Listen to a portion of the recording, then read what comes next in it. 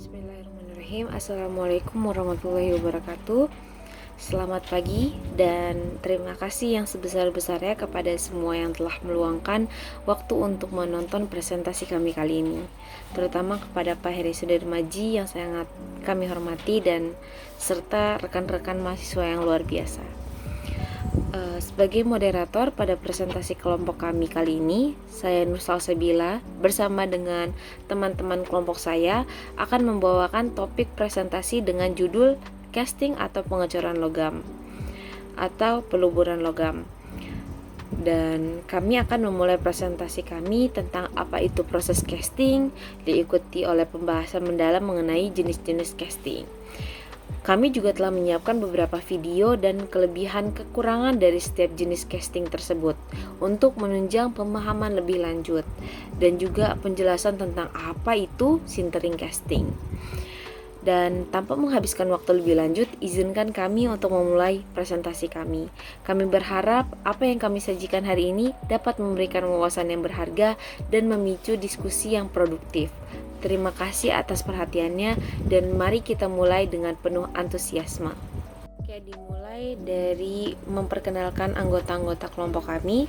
Dimulai dari saya sendiri, yaitu Nur Salsabila. Setelah itu ada Zilgia Nuraliza Andalani Putri. Setelah itu ada Adinda Ayu Nafisah. Dan juga yang terakhir Muhammad Alif Rahman Hakim.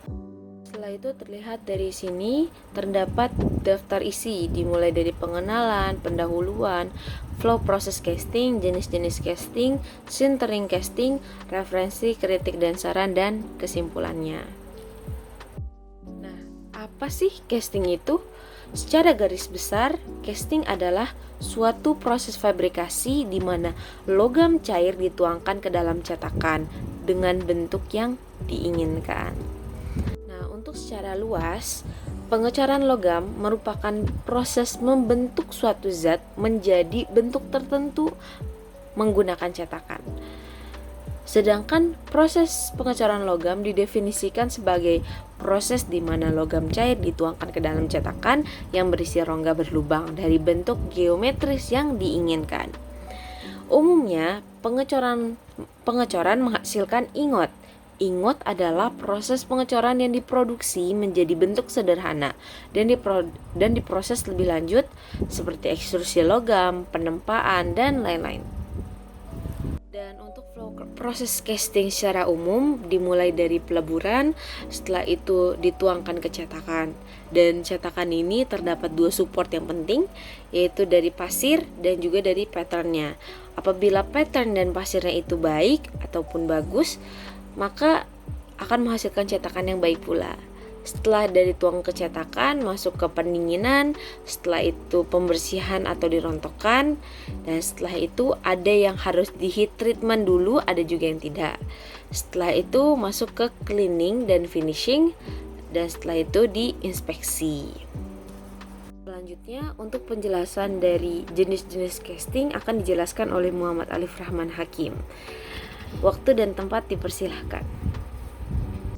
Berikutnya ada jenis-jenis casting. Berdasarkan mold, proses casting dibagi 3 jenis, yaitu sebagai berikut. Yang pertama, expandable mold.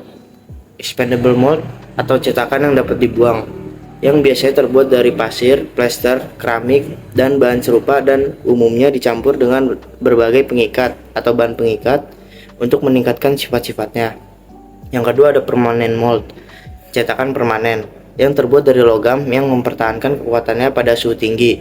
Sesuai dengan namanya, cetakan ini digunakan berulang kali dan ditandatangani sedemikian rupa sehingga pengecoran dapat dilepas dengan mudah dan cetakan yang digunakan untuk pengecoran berikutnya. Dan yang ketiga ada composite mold. Cetakan komposit yang terbuat dari 2 atau lebih bahan yang berbeda seperti pasir, grafit, dan logam yang menggabungkan keunggulan masing-masing bahan. Ini cetakan memiliki bagian permanen dan dapat dibuang dan digunakan dalam berbagai proses pengecoran untuk meningkatkan kekuatan cetakan. Ini ada expandable mold. Expandable mold ada beberapa jenis, yaitu sand casting, investment casting, continuous casting, dan plaster mold casting. Yang pertama ada sandcasting. Sandcasting adalah proses pengecoran logam untuk membuat suatu benda kerja atau komponen dengan metode penuangan logam cair ke dalam cetakan pasir. Berikut adalah proses dari sandcasting.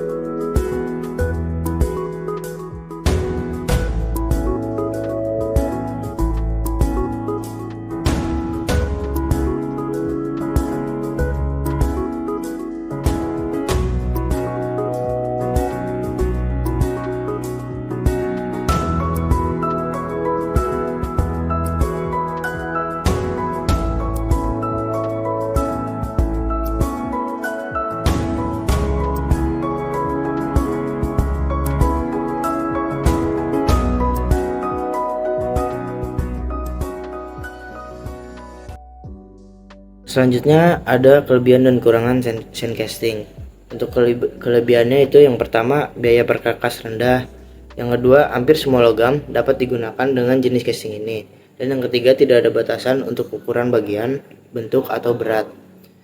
Untuk kekurangannya yaitu yang pertama beberapa finishing harus diperlukan, yang kedua ketidakpresisian dimensi, dan yang ketiga kemungkinan cacat tinggi.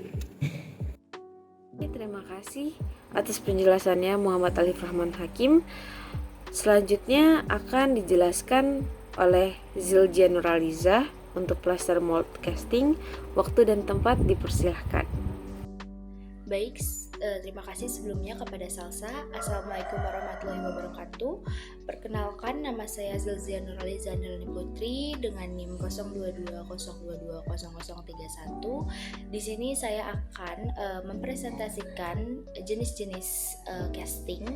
Yang pertama ada plaster mold casting. Jadi apa sih plaster mold casting itu?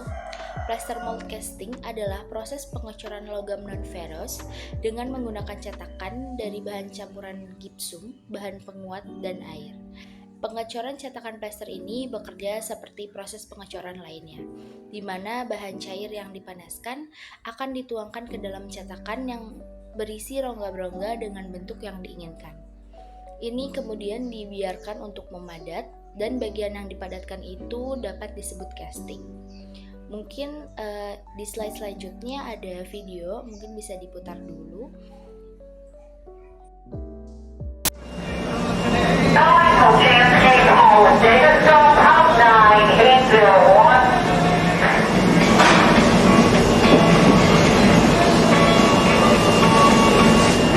Timer mixed for like a minute and a half.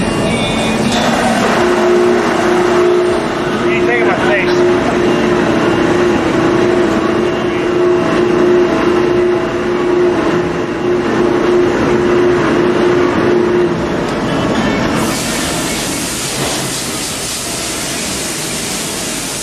Bubbling, get the air bubbles out of it.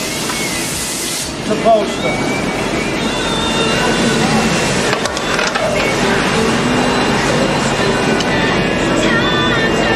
I ain't got to talk. Yeah, I gotta be at comfort. These are easy, this here.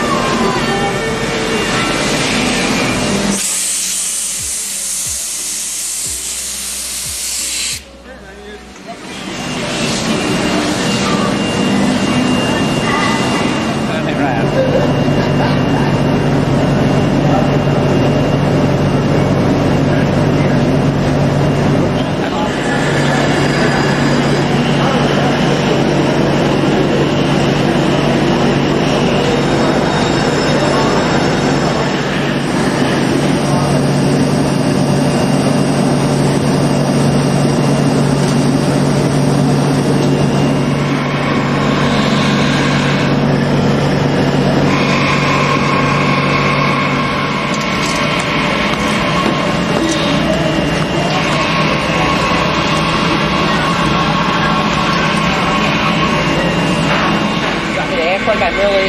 Looking at it? Sure. Okay. Okay. Nothing can stop me thanking Peggy's face. That's about it. Selanjutnya ada kelebihan dan kekurangan dari plaster mold casting. Untuk kelebihannya sendiri, plaster mold casting ini memiliki beberapa kelebihan. Salah diantaranya itu ada bentuk bagian, bisa untuk bentuk bagian yang rumit. Yang kedua itu ada akurasi dimensi dan permukaan akhir yang baik, dan porositasnya rendah. Untuk kekurangannya, pada plaster mold casting ini diantaranya terbatas untuk logam non-ferrous, yang kedua terbatas untuk volume produksi, dan yang ketiga untuk waktu pembuatan cetakan yang relatif lama. Mungkin plaster mold casting ini jarang digunakan karena tidak cocok untuk produksi massal. Oke, bisa dilanjut. Sekarang masuk ke investment casting. Apa sih investment casting itu? Investment casting merupakan proses pengecoran presisi. Pengecoran jenis ini mampu membuat produk dengan akurasi tinggi dan detail yang lebih rumit dari plaster mold casting tadi. Dulu proses ini dikenal sebagai proses lost wax. Karena pola lilin dilelehkan setelah cetakan tahan panas dibuat, pola lain harus diproduksi untuk setiap pengecoran.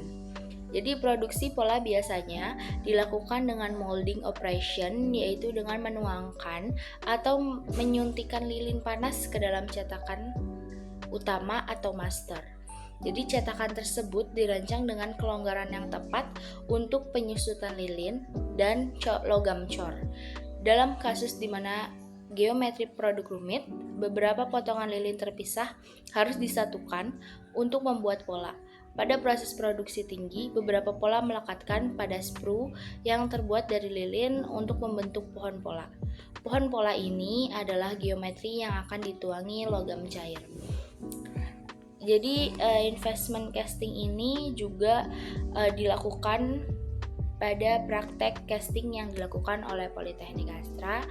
Tapi selain lilin yang digunakan, bisa menggunakan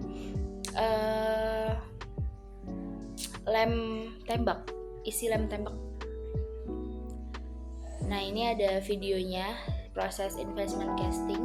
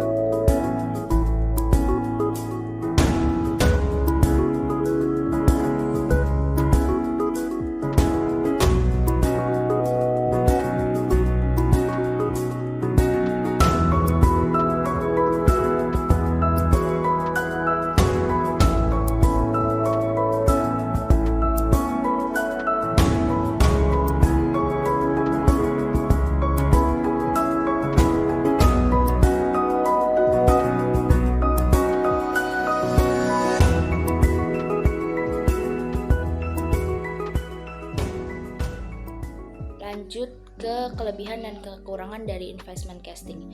Untuk kelebihannya sendiri, investment casting ini memiliki beberapa kelebihan. Yang pertama itu ada dapat membentuk bagian yang rumit.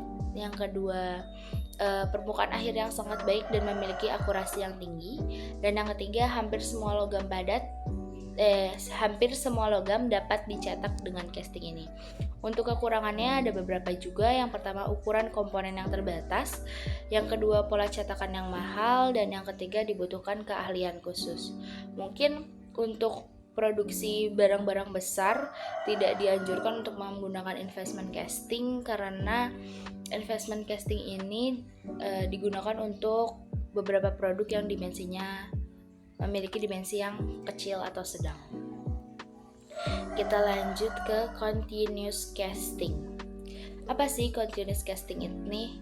Continuous casting merupakan pengecoran kontinu atau pengecoran untai. Continuous casting, casting strain adalah proses di mana logam cair dibentuk dan dipadatkan menjadi setengah jadi, billet, bloom, atau slab, kemudian bergulir pada tahap berikutnya di pabrik finishing. Mungkin sudah jelas dari namanya continuous atau dia bergerak secara berulang. Di sini ada videonya, mungkin bisa diputar dulu, bisa dilihat.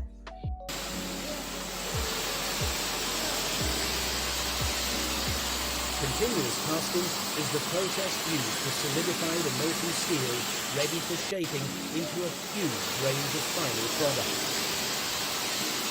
A ladle of steel is teamed or poured through a gas-tight refractory tube into a tundish. The tundish is a reservoir that allows the steel to flow at a controlled rate through further gas-tight refractory tubes and into a series of water-cooled copper moldings. With only the outer shell solidified, the steel is drawn from the bottom of the mold through a curved arrangement of support rolls and water sprays. It emerges horizontally in the form of a solid steel strand. At this point, it is cut to length using automatic gas burners.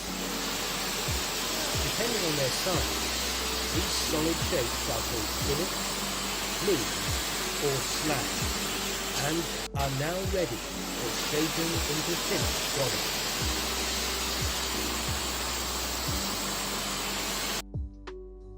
Dan kita lanjut ke kelebihan dan kekurangan dari continuous casting. Continuous casting ini memiliki beberapa kelebihan. Yang pertama yaitu produktivitasnya tinggi, yang keduanya hemat biaya pada proses yang berkelanjutan, yang ketiga kualitas yang konsisten karena dia continuous. Untuk kekurangannya, biaya peralatan yang cukup tinggi, dibutuhkan keahlian khusus dan keterbatasan ukuran. Mungkin itu saja yang dapat saya sampaikan, kurang lebihnya mohon dimaafkan. Mungkin ada salah-salah kata dan kurang jelas dalam presentasi yang saya sampaikan. Assalamualaikum warahmatullahi wabarakatuh. Saya kembalikan lagi kepada Salsa. Terima kasih. Oke, terima kasih Zildjian atas penjelasan dan pemaparannya tentang expandable mold. Dan selanjutnya untuk permanen mold akan dijelaskan oleh Adinda Ayu Nafisah. Waktu dan tempat dipersilahkan. Baik, saya akan menjelaskan tentang permanen mold. Permanen mold terdiri dari dua jenis, yaitu die casting dan centrifugal casting. Yang pertama ada die casting. Apa itu die casting? Adalah proses pengecoran logam yang ditandai dengan memaksa logam cair di bawah tekanan tinggi ke dalam rongga cetakan. Rongga cetakan dibuat menggunakan dua cetakan baja perkakas yang telah dikeraskan, lalu dikerjakan dengan mesin dan bekerja mirip dengan cetakan injeksi selama proses tersebut. Selanjutnya merupakan video penjelasan mengenai die casting.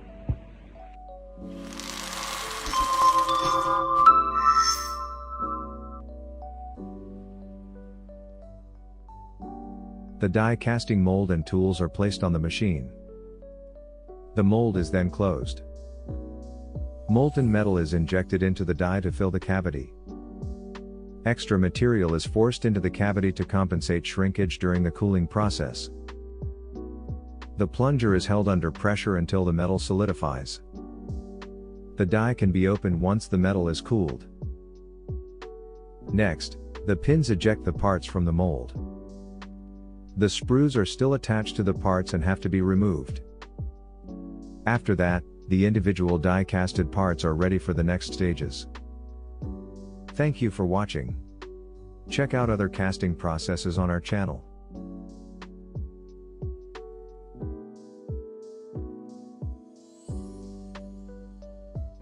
Selain itu, die casting juga memiliki kelebihan, yaitu keakuratan dimensi yang tinggi, tingkat produksi yang tinggi, serta dapat menghasilkan permukaan akhir yang baik. Selain itu, dia juga memiliki kekurangan, yaitu biaya cetakan yang tinggi, kedua ukuran bagian terbatas, serta umumnya terbatas pada logam non-ferro. Jenis yang kedua yaitu ada centrifugal casting. Centrifugal casting atau roto casting adalah teknik pengocoran yang biasanya digunakan untuk mencetak silinder berdinding tipis. Hal ini biasanya digunakan untuk bahan cor seperti logam, kaca, dan beton. Kualitas dinding dapat dicapai dengan kontrol metalurgi dan struktur kristal. Berikut merupakan video penjelasan centrifugal casting.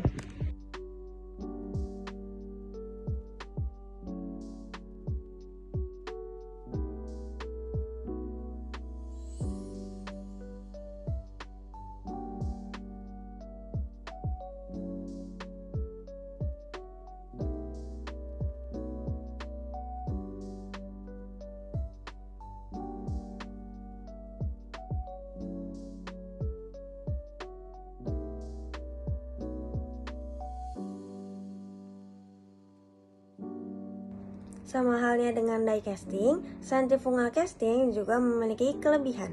Yang pertama yaitu bagian silinder atau tubular besar dengan kualitas bagus, kedua tingkat produksi yang tinggi, lalu yang ketiga kualitas permukaan yang baik. Serta dia juga memiliki kekurangan. Yang pertama yaitu peralatan yang mahal, kedua bentuk bagian yang terbatas, serta kebutuhan ruangan yang besar. Selanjutnya ada centering casting.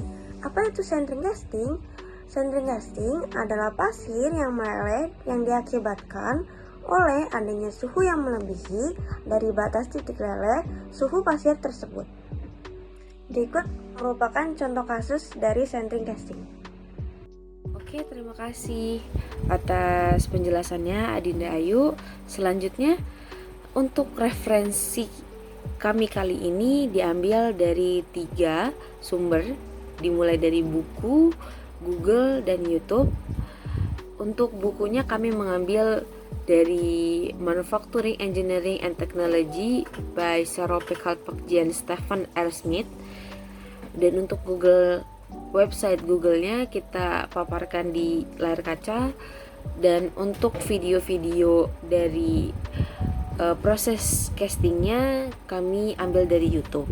Dan untuk linknya ada di layar kaca.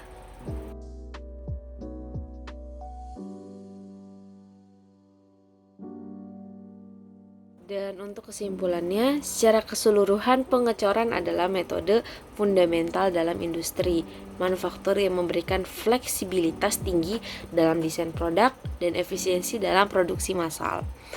Namun untuk mencapai hasil yang optimal perlu pemahaman mendalam tentang material yang digunakan, kontrol proses yang ketat, serta inovasi teknologi yang terus berkembang. Mungkin hanya ini yang bisa kami sampaikan. Saya sangat berterima kasih bagi rekan-rekan sekalian dan Pak Heri Sudarmaji yang sudah menonton video kami kali ini. Mohon maaf apabila ada kesalahan kata. Terima kasih. Wassalamualaikum warahmatullahi wabarakatuh.